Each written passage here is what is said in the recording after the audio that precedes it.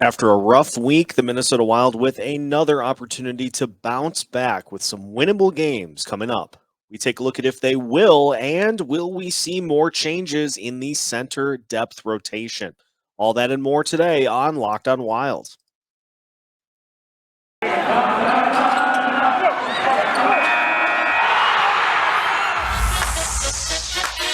You're Locked On Wild,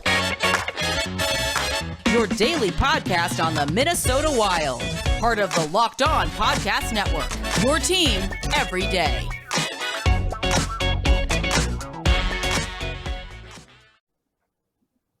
Welcome to another episode of Locked On Wild, your daily Minnesota Wild podcast, part of the Locked On Podcast Network, your team every day. Thank you for making Locked On Wild your first listen every day. And just as a reminder, Locked On Wild is free and available wherever you listen to podcasts. On today's episode of Locked On Wild, we look at a rough week for the Minnesota Wild. We try to get the team back on track after losses last week to Ottawa, Toronto, and Calgary. We'll look at the center switch that the Wild have done and see if that's something they can stick with going forward. Plus, we'll preview a interesting week coming up for the Wild with 4 games on tap.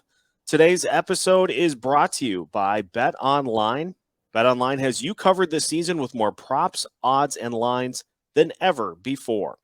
BetOnline, where the game starts. My name is Seth Topol, host of Locked On Wild, veteran captain of the show, and happy to be with you as part of yet another Minnesota Wild season. We're joined by our usual Monday guest today. Unfortunately, not a Victory Monday, but still a Micheletti Monday, as Alex Micheletti joins us. Alex, a rough go for the Wild over their last 3 games, to say the least. But we're both taking kind of 2 different approaches, especially on Twitter, as to trying to kind of get things back on track. How's it going, man? Good. Yeah, what a roller coaster of a week for the Wild. Hopefully, a new week here and they can get back on track. But yeah, tough one. Looks like a lot of guys are battling injuries. You got Jordan Greenway out, and that could potentially be a significant injury. So hopefully not. Might force Billy G to do something even if he doesn't want to. So yeah, it's going to be an interesting month of March here coming up.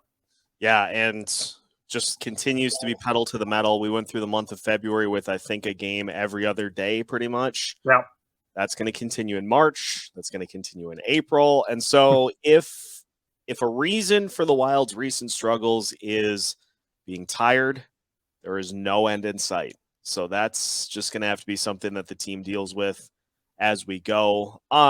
Looking at those 3 games from last week, Ottawa, Toronto, and Calgary, did any of those games concern you more than the other? I mean, you had what was hoping to be the second game of the road trip with a good performance against Ottawa. That didn't end up happening.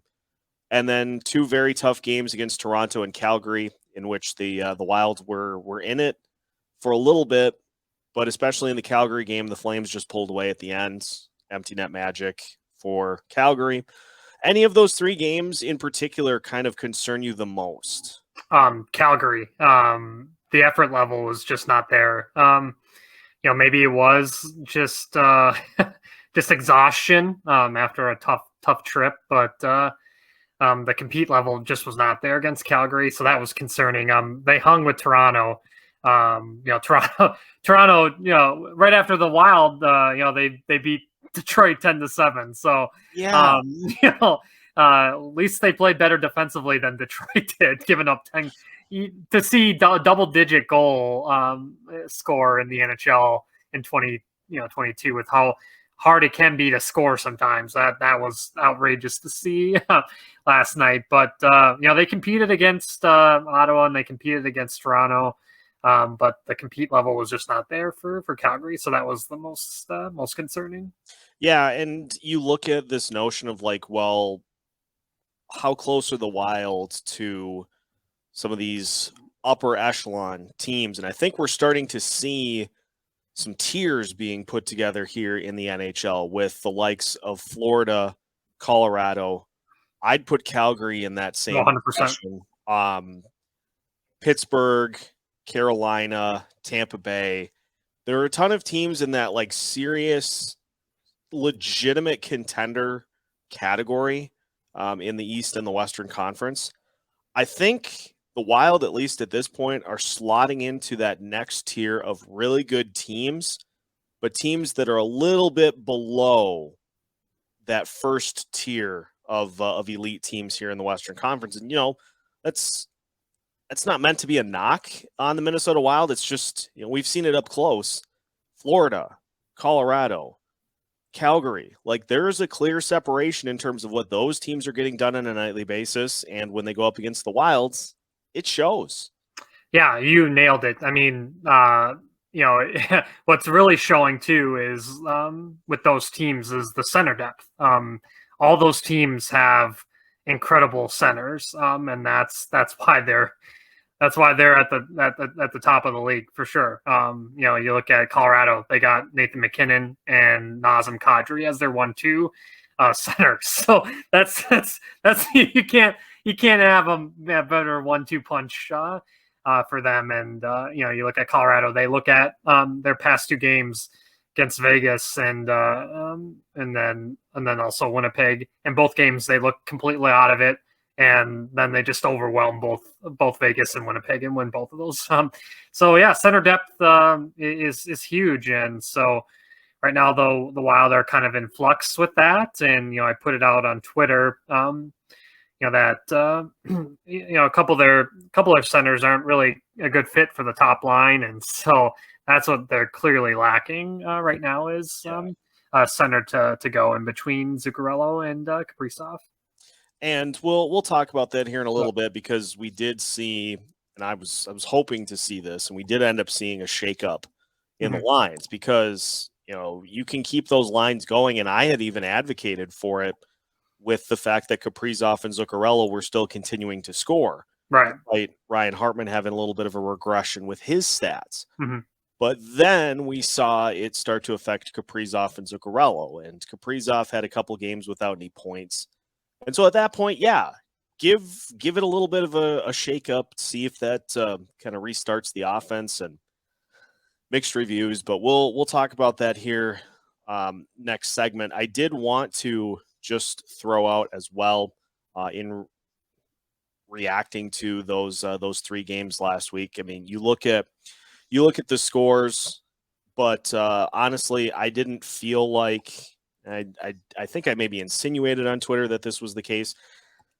It's hard for me to pin a lot of what we saw on Kaapo or even Talbot. It's tough to be a goalie in this league when the team in front of you is fighting through it, and the team did not really do either of those guys any favors in any of those games last week. Well, how about you're going up against Austin Matthews, and both of the goals that he scored. I mean, especially the first one was absolutely ridiculous. Looking at the replay, Ryan Hartman just kind of let Austin Matthews go into the zone, but then Austin Matthews shot. There was no goalie stopping that shot. It was just absolutely ripped. And then the second one, bad turnover by Brandon Newham, and so Austin Matthews is going to bury that, no doubt. Tough for the goalies all weekend. There was a couple of odd ones for Cam versus Ottawa, but the Wild have to beat teams like Ottawa if they want to get somewhere deep into the playoffs. You have to beat those lower tier teams for sure. 100%. And, we'll talk about that in the third segment today as well, in looking ahead to what the Wild have coming up with a jam-packed week this week. But I did want to talk a little bit about some of the changes we saw at center and look at a potential fit to try to help kind of jumpstart this center rotation for the Wild. We'll continue our chat with Alex Micheletti coming up next. You're on Locked On Wild. It is the month of February. If you are sticking with your New Year's resolution, props to you, but a lot of people have taken them, crumpled them up, and thrown them in the garbage. But if you are trying to eat better and look better, Built Bar is here to help. If you're looking to jumpstart your Built Bar rotation, may we recommend the Puffs.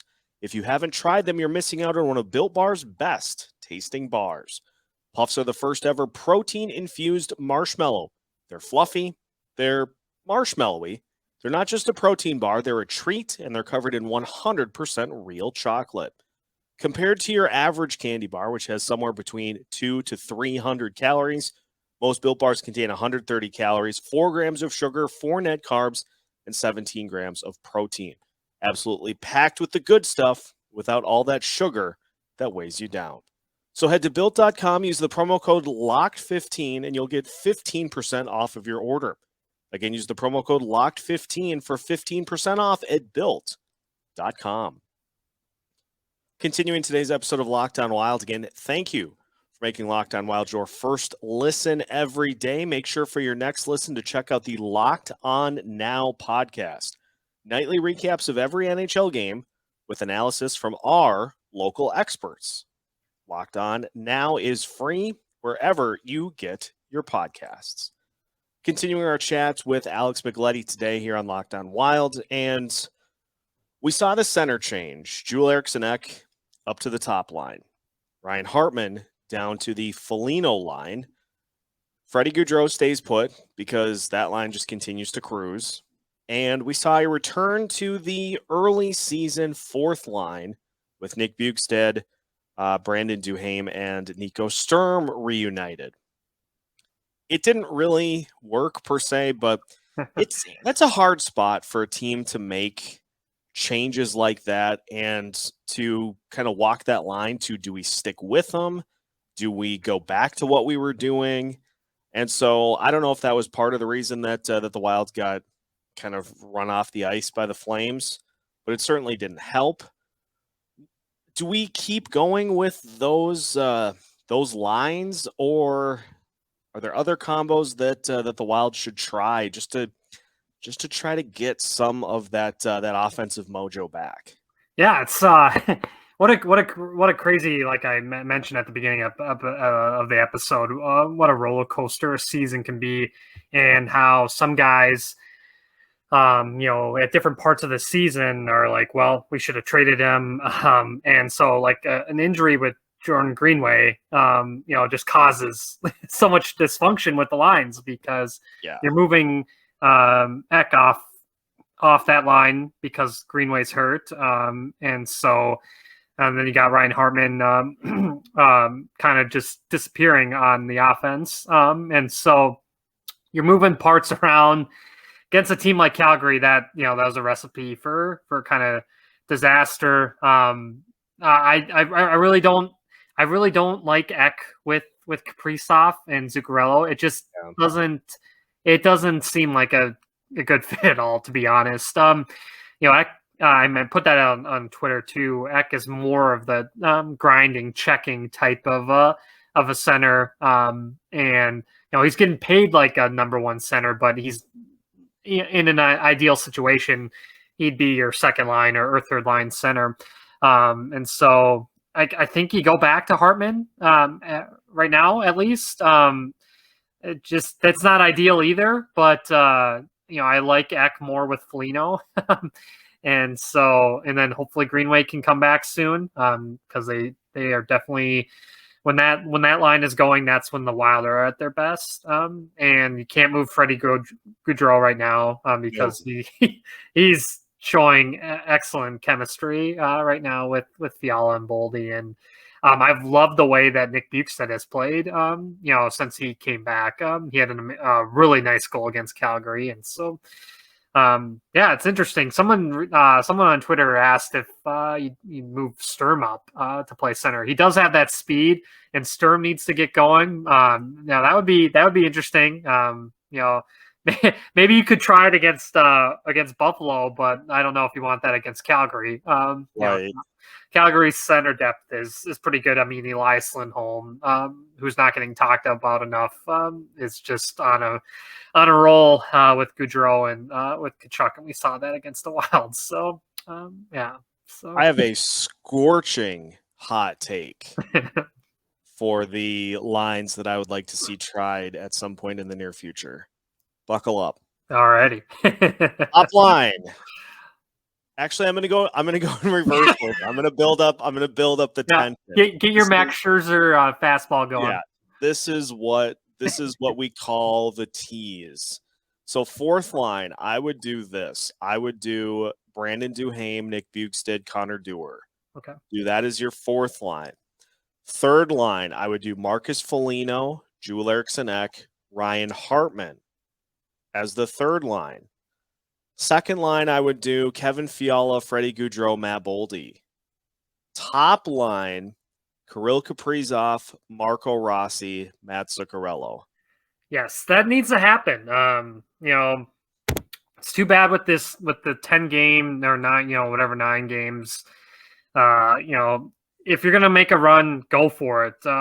Just burn the year. I mean, we saw what happened.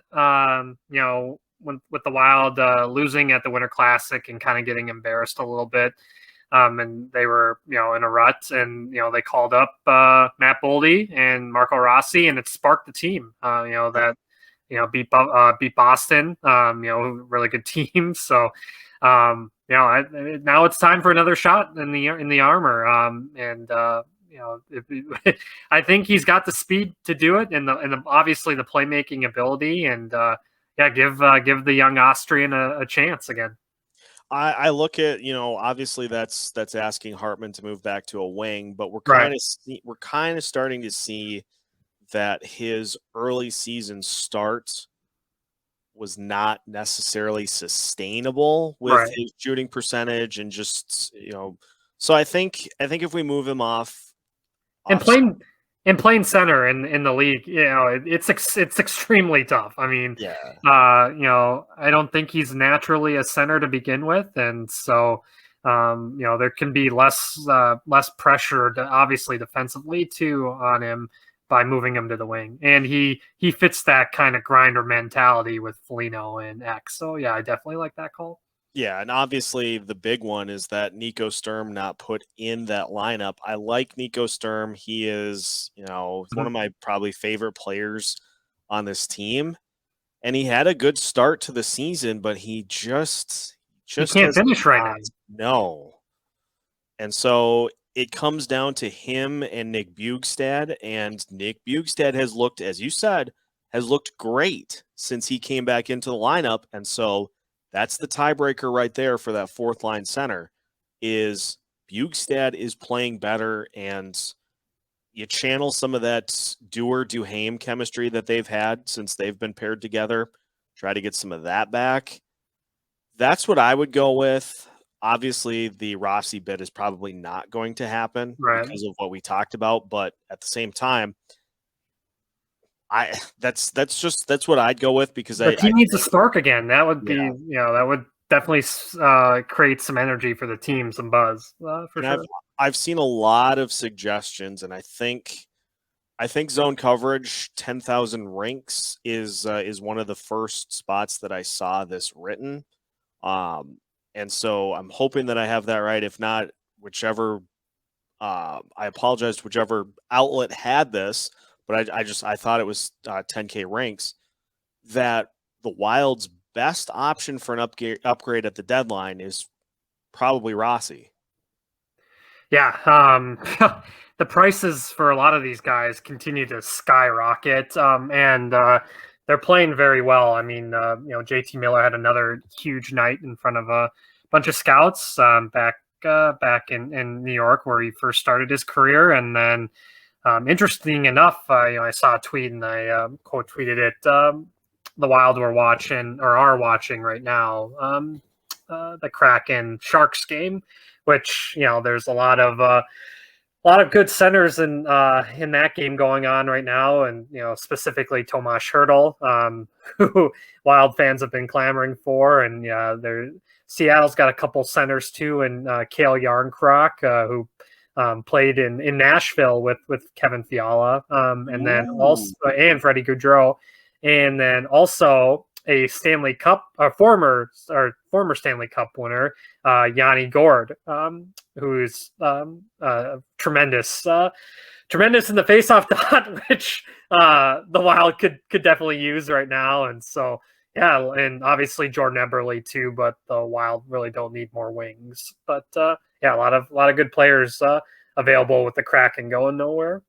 If Bill Guerin can convince Ron Francis to somehow move on from Yanni Gourde, and the percentage of that happening is probably less than zero, All right. I will sprint to the podium to endorse that move, because Yanni Gourde is one of my favorite non-Wild players that exists. Yeah, I mean his line with Barclay Goodrow and Blake Coleman, they basically won Tampa a couple Stanley Cups just with how incredible they were as a line and defensively and offensively. So that would be nice. Come on, Ron, help the Wild out. Please, Ronald, we could use it.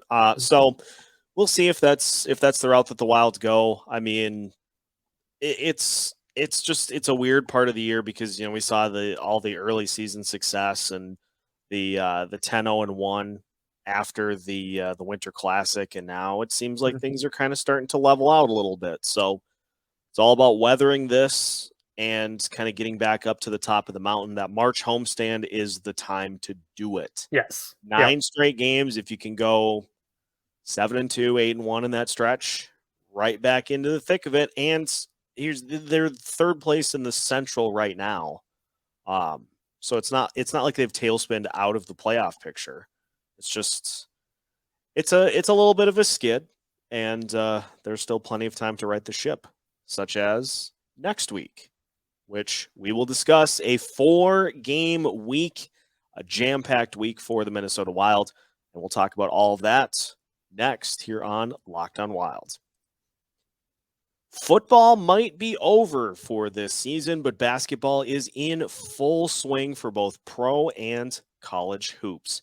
With March Madness right around the corner, you can find all the latest odds, totals, player performance props to where the next fired coach is going to land.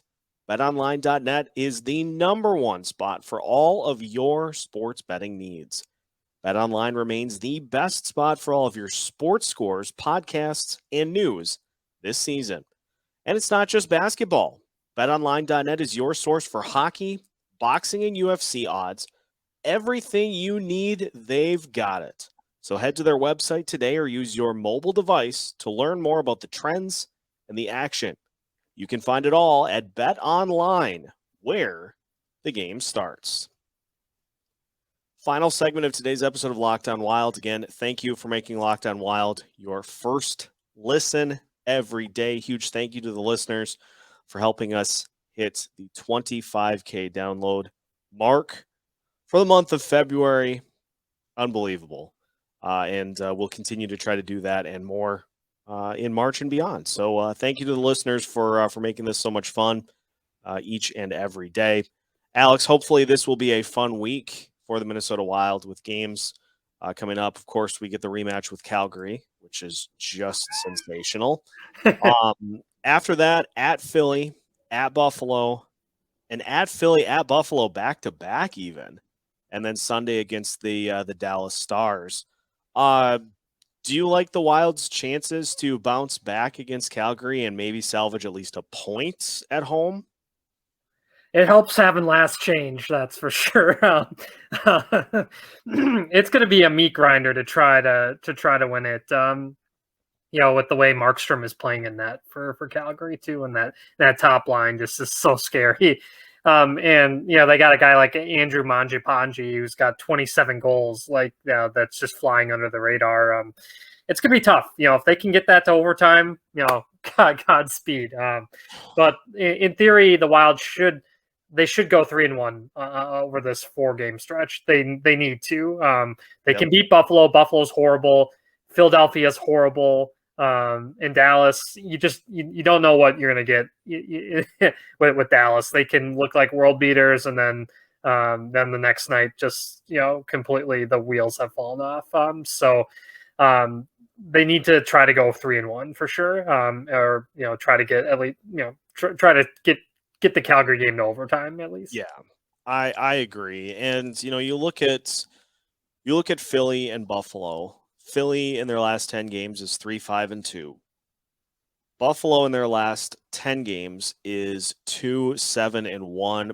Two teams that each have a goal differential of minus 50. And so it could be a situation, hopefully, where the Wilds, depending on how things go with Calgary, maybe get a little angry like Gordon in dodgeball and just kind of have a couple game stretch where they just take out some frustration on a couple of teams that are trending in the wrong direction yet again. Yeah, and we got it's a full week of like former Wild connections. We'll see Alex talk. Oh yeah, I forgot about that. Yeah, he's doing pretty well.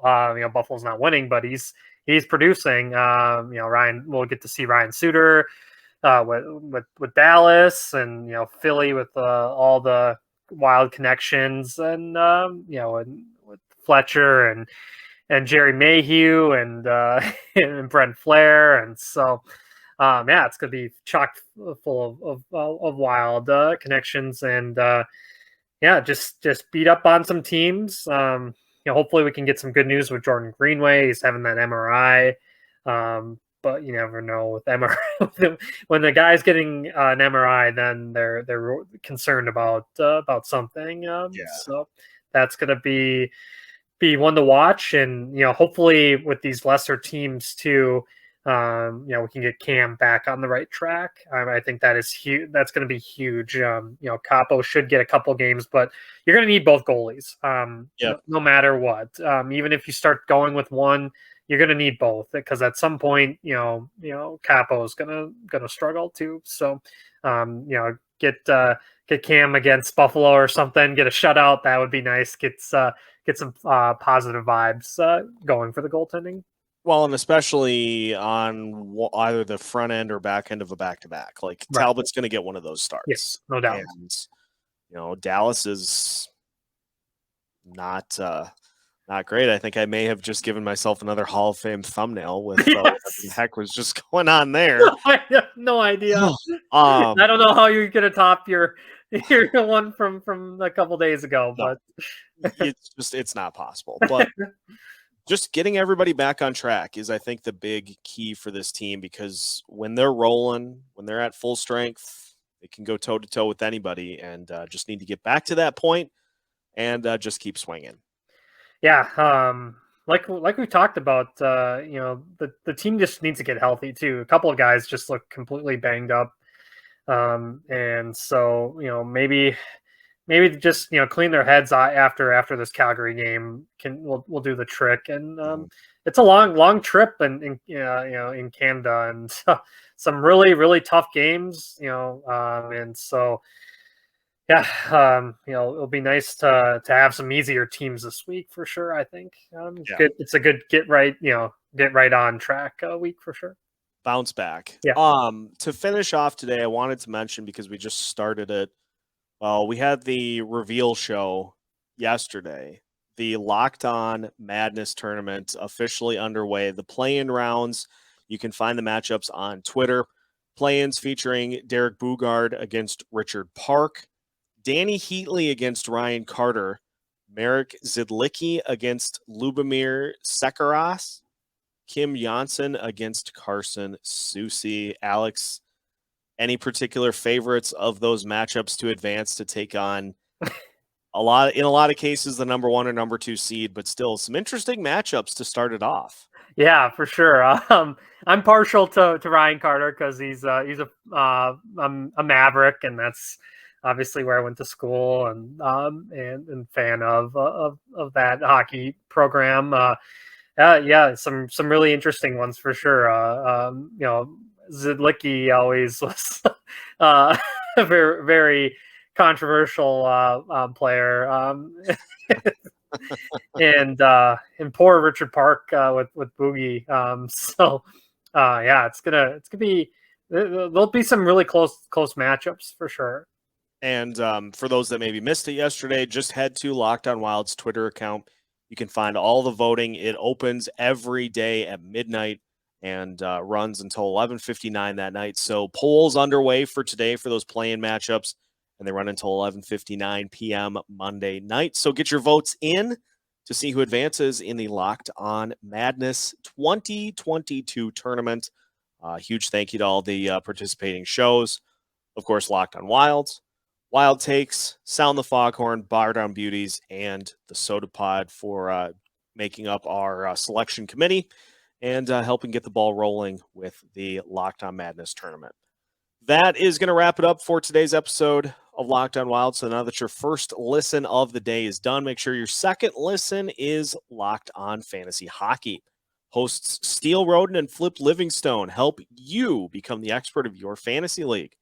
Locked On Fantasy Hockey is free and available wherever you get your podcasts. Just like Locked On Wild, you can find us anywhere, anytime, any place. Just search Locked On Wild and you'll find us on your favorite podcast platforms. You'll also find us on your favorite social media platforms as well. The Locked On Madness tournament is underway, so make sure to head to Twitter to cast your votes while the polls are open. Make sure as well to follow and subscribe everywhere so that we can keep you up to date on all things Minnesota Wild. If big news or a puck drop anywhere in the state of hockey, Locked On Wild has you covered with new episodes every Monday through Friday as part of the Locked On Podcast Network.